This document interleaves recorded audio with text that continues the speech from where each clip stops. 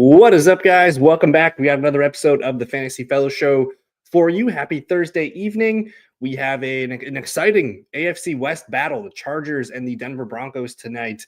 A little bit of like a wild card type playoff vibe going on here in LA. So good game on tonight. If you guys are new to the channel, we are basically just going to cover the news first for the first few minutes. I'll read some of the player practice news and give you guys some thoughts on those. Whether they're in or out or doubtful or whatever. If you guys do have questions, please get them in the comments. I will circle back to them in just a few minutes, and let's buckle in, get your comments in there, and let's have a good evening. We'll go live for about a half an hour or so tonight. So big Final Four fantasy football weekend for us. Kenneth Walker fully practicing. That's a good sign for his availability. I don't think we're going to be relying on Zach Charbonnet. He's like a deep RB2 flex at best. I think maybe we still see him get a little bit more work than he had been getting before, Kenneth Walker got hurt. But I think Kenneth Walker, he can be back in your lineups. And we also saw Geno Smith practicing in full. So good news for Seattle today, as they were scared for Geno with that knee, and he's practicing in full already in Kenneth Walker. So big boost for the Seahawks offense here. As all of a sudden, they're kind of fighting for their playoff lives here. They got sent down out of the playoffs with that loss to Green Bay. So we'll see if Seattle can bounce back. Tonight, Hayden Hurst is active. I don't think we're going to use him for tight end purposes. I think Stone Smart's still going to be the receiving tight end. Jalen Waddle does not practice again today. So that's looking like doubtful for Jalen Waddle, which would be a relatively significant loss for the Dolphins passing attack. Probably going to push Tua Tagovailoa a little bit lower in my rankings. There was a big one today. Isaac Guerrero, basically, he doesn't practice today. They basically said he's unlikely to play. So hopefully you guys saw that and picked up Patrick Taylor, who's going to be the starting running back this week. I'm not quite sure how they're going to use the running backs because they have a lot of guys here. And again, I do not trust Kyle Shanahan very much. So even though we can, project that Patrick Taylor is going to be the back, they just signed Israel Abadikanda. They have Keyshawn Vaughn there. I don't know how it's going to work. I would expect Taylor to be the lead back in this one. And he's an okay low-end RB2 start. He's not like a smash plug-and-play for Guerrero here, but he would be the guy that I'm picking up if I need to get a running back off waivers. No Tyler Higbee illness. We're not going to care about Tyler Higbee. It's his first game back after a really serious leg injury. I'm not interested in Tyler Higbee this week or next week. Good news for David Montgomery. He avoided season-ending knee surgery. He will rehab with hope to return in the postseason. So potentially some good news there for Lions fans and the Lions in general. We have the Cleveland Browns receiver Cedric Tillman back at practice, limited today. He's on track to play, but I don't think we're going to throw him in our lineups with Dorian Thompson-Robinson at QB. David Njoku also doesn't practice again today, so I think he's doubtful. I don't expect David Njoku, and I did drop him in my rankings today. Cade Otton doesn't practice again today, which is interesting. They play on, I believe, they have the Sunday night football game here. And, we kind of lost faith in Cade Otton. He had that nice run, maybe in November where he was like a top 5 tight end play. But ever since Mike Evans has returned, we just haven't seen that from Cade Otton. So I'm not really interested in Cade Otton in my starting lineup for the Final Four. Deontay Johnson listed out, whatever. We have to keep an eye on Rashad Bateman. He's listed as questionable for Saturday. He had been, looking like a nice RB or a wide receiver 3 flex opportunity, but I just, coming in a little bit dinged up here. Did he practice at all today? I have him as a DNP today, which is a little bit concerning. So might be a big Zay Flowers week. I think Zay Flowers is the guy that I want. And then you have Nelson Aguilar, who's also been DNP all week with a concussion. So we might see a lot of Mark Andrews, Zay Flowers. I want to make sure those two guys are in my lineups. Good news for Chris Olave, limited in practice. They did activate him, his 21-day practice window. I don't know if we're going to see him play this week on Monday Night Football, but there's a chance he maybe plays this week or next week. So we'll keep an eye on that. Alvin Kamara did not practice today. I fully expect him to miss this game. And we're probably going to see Kendre Miller get the bulk of the carries and work against Green Bay on Monday Night Football. So Kendre Miller, a low-end RB2 flex play. Good news for Zach Ertz, limited in practice today. Usually when you get a concussion, you're going to end up missing that following game. But he gets a limited duty in today, and he was DNP yesterday, limited today. I would say he's maybe on track to playing. So maybe good news for Zach Ertz if you need a tight end. Adam Schefter is saying that Kamara could miss the rest of the season, and I think that makes sense. He's probably getting shut down at this point. Saints don't have much going on.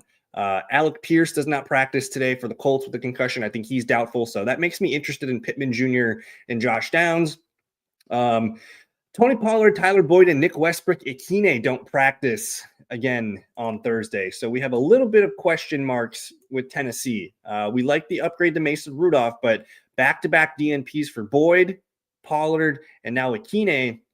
I mean, start your Calvin Ridley. We might be starting Tajay Spears this weekend. It depends if they're going to hold out Tony Pollard here, but back-to-back DNPs for Tony Pollard has me questioning a little bit. The Saints are going to be starting Spencer Rattler at QB on Monday, so we'll keep an eye on that. It's fine. We're not using him in Superflex leagues, but it's okay. Drew Lock's a full participant. He's the starting Giants quarterback.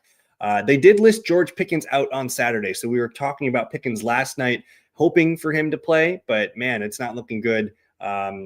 Maybe he can be back week 17. I'd like to see him back with that hamstring, but they're also, thinking playoffs. They want to be smart and they don't want to rush him out there too quick and lose him before they get to the playoffs. So I understand, but no George Pickens. That's going to take me off of Russell Wilson.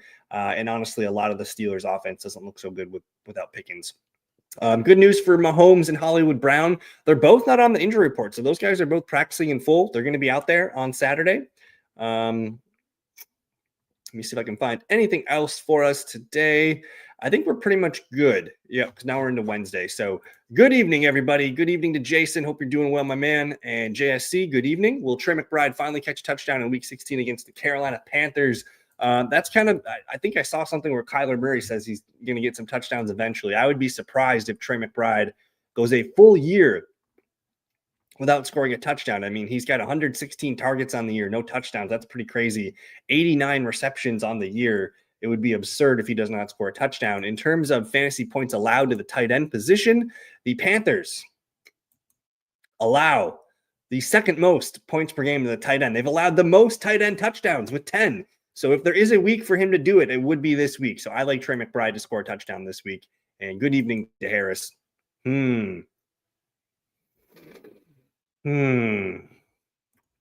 That's a big one there. Kenneth Walker or Jordan Addison. Let me double check and see if Charbonnet practiced this week. So Charbonnet missed practice on Wednesday, returned to practice on Thursday. So he's looking like he's going to play. I kind of want to get Jordan Addison in there just because he's had some nasty ceiling games of late here. So I'm kind of thinking it's Jordan Addison. You could maybe convince me to get Kenneth Walker in there, but I think I'm going to go with Addison in a full PPR format. How many receiving yards do you think Estime will get tonight? So Estime doesn't really get a lot of receiving work. Let me pull up his notes here. And I'm going to look at the week 15 notes. Let's go to the Broncos here. Come on. How do I do my thing? There we go. All right. So the Denver Broncos, last week we had Jaleel McLaughlin get hurt. Obviously, he's out tonight. In terms of routes, there was 37 total routes run by the Broncos last week, and Javonte Williams got 21 of them. Jaleel did get 8, and Estime only got 4. He did get a target, but I would bet most of that numbers go towards Javonte. I don't think they want to leave Estime out there in a ton of receiving duty. So I don't think there's a lot of options for him to catch the ball tonight. If he does get a catch, it's going to be for not a lot of yards. And I just want to see here on the year. Let's see what Estime's been up to. Where are you, Estime? I mean, on the year, he's only got 4 catches for 14 yards. So, he's played a lot of games, doesn't get involved a lot as a receiver. I mean, I would probably set the line at like 4. If he does get a catch, it's a 4 or 5 yard catch. Probably not a lot of steam there for Estime. So Pollard, Kendre, or Abdullah. If Pollard goes, you're going to play Tony Pollard. I would probably play, and I'm just double checking my ranking here.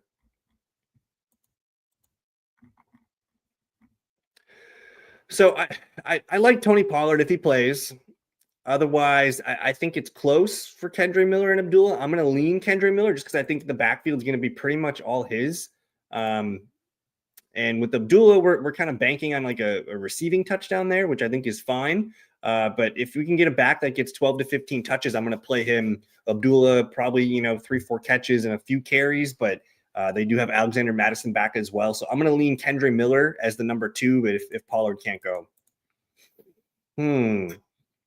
So I do like Jerome Ford. I think he's not like a smash RB2 play, but I think he's going to be solid. We know he's been a good pass catching back for most of his career.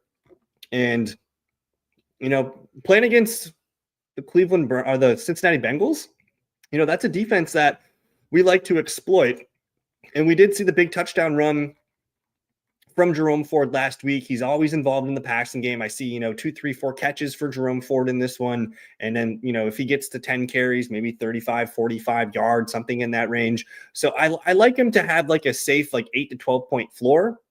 He's kind of like a Jaylen Warren type guy where who knows, like when they get in, say they get inside the 5-yard line. I don't know if Jerome Ford's going to be in there. It might be Deonta Foreman. It might be Pierre Strong Jr. I don't know who the goal line back's going to be, but I do feel confident that Jerome Ford will lead the Browns in touches the next 2 weeks for running back. So, I'm going to say he's a running back too, going forward for at least these next couple games. And I have Jerome Ford as my RB21. So he's comfortably in my top 24. MHJ or Miller. I'm gonna keep going with Marvin Harrison Jr., man. We know that when he scores touchdowns, we want him in our lineups. And I know when he doesn't score touchdowns, he doesn't really deserve to be in our lineups. But I'm gonna stick with Marvin Harrison Jr. He's got a good matchup against Carolina. I have him kind of ranked as like a top 30 receiver this week. I feel comfortable with Marvin Harrison against a bad opponent.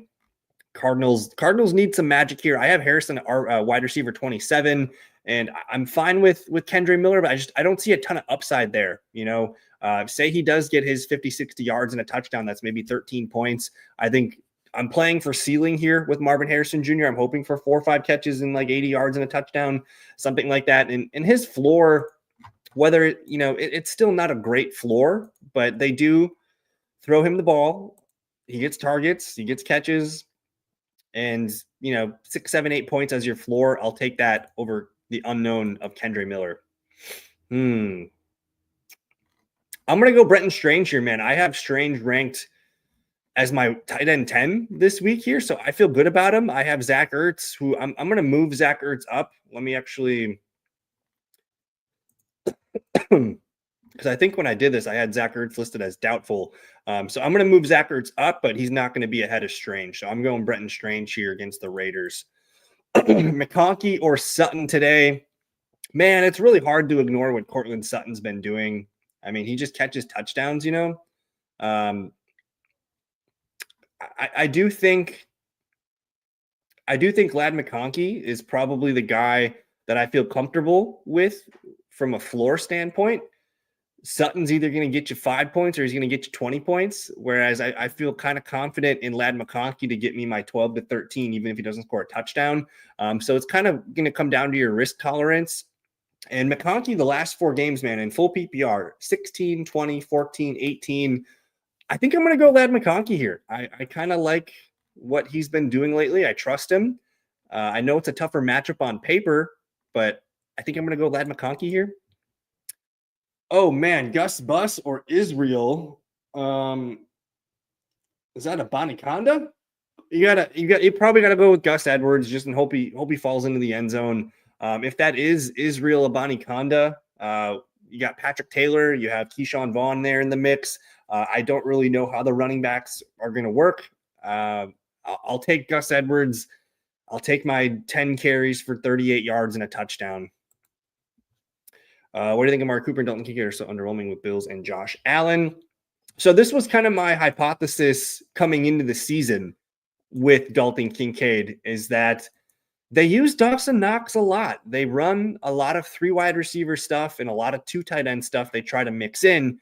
But for the most part, Dawson Knox is out there to block. Last week, we saw 51 snaps for Dawson Knox, only 34 for Kincaid in his first game back. 24 routes ran for Dawson Knox and 21 for Dalton Kincaid. And then Amari Cooper, he's the number 4 receiver on this team. He ran only 15 routes last week out of 36. So I'm not quite sure why they're not using Amari Cooper as much as they are. They like Keon Coleman. They're going to run him a lot of snaps. They like his blocking ability, and they also like Mac Hollins out there to block. So Buffalo kind of wants to run the ball and play bully ball on the outside and let Shakir and the tight ends do their things in the middle. So I'm not quite sure why we're not getting Amari Cooper unleashed here like they did with the Stephon Diggs in the past. But for some reason, they're just not willing to do that yet. He's been consistently their number 3 or number 4 receiver in terms of snaps and routes. So I'm frustrated with it. Mac Hollins just continues to play and earn targets and be out there for blocking. And then with Kincaid, he got a lot of targets, 7 targets last week, and he only ran 21 routes. So he was targeted on 33% of his routes, which is a really good targets per route run number. So I like that. And hopefully he becomes more of a thing going forward here now that he's back and healthy. But it's kind of like they have a lot of guys, they have, Keon Coleman, Shakir, Hollins, Cooper, and even Curtis Samuel. They have 5 receivers that they're trying to run out there. And whether it's a 2 or 3 wide receiver set, you can't have all those guys out there. And then based on, if it is a 3 wide receiver set, only 1 tight end can be out there. So there's just a lot of mouths to feed. It's kind of like the Packers offense where you never know who it's going to be for that game. And they rotate their guys. They're thinking Super Bowl. They're trying to keep these guys all healthy and together. And hopefully we see some more efficiency out of this offense. But yeah, it's kind of spreading itself too thin. No shot. Patrick Taylor is the lead back. They've shown us that Taylor has been the lead back. He's the guy on the depth chart, which doesn't mean anything, but I think we've seen Patrick Taylor. I think he's been on the 49ers for a couple of years now. So I would trust him to kind of be the next man up. And who knows, maybe they can mix in Abanikanda, but he's only been there for a couple of weeks. So keep that in mind. He's still an unproven player. We don't really know much about Abanikanda. Even in his time with the Jets, we didn't really get a lot of him, out there on the field. But with Taylor, we've seen Taylor, get a game with 7 carries, 25 yards, and a touchdown against the Bears a few games back. We also saw Taylor get carries all last year with the 49ers. He's with the Green Bay Packers last year. This is his first year with the 49ers. But I'm projecting him to be the lead back. But honestly, there might not be a good answer at San Francisco running back this week. How much touchdowns would you give Nix tonight? I'm going to give him 2, whether it's 1 passing and 1 rushing, or if he gets 2 passing, that's fine too. It is a tough matchup tonight. The Chargers are a good team. And I believe let me look at the DraftKings game lines. Let's look at the game lines. I don't know if they shifted much, but the Chargers were supposed to win this game by about 3. The Broncos are only projected to score 19.75 points roughly. So about 20 points, that's 2 touchdowns and a field goal. So I don't feel comfortable predicting 3. I'll put it at 2. And a lot of that depends does the running back get a touchdown, a rushing touchdown, something like that. So I'm going to put the number at 1.5. I'll take the over. I'll give him 2. All right. Thank you, Charlene. We appreciate it. No questions. That's my favorite question. No questions. So thank you for hanging out with us tonight, Charlene. And hopefully you get whatever you need or don't need tonight. I have a few things in play tonight.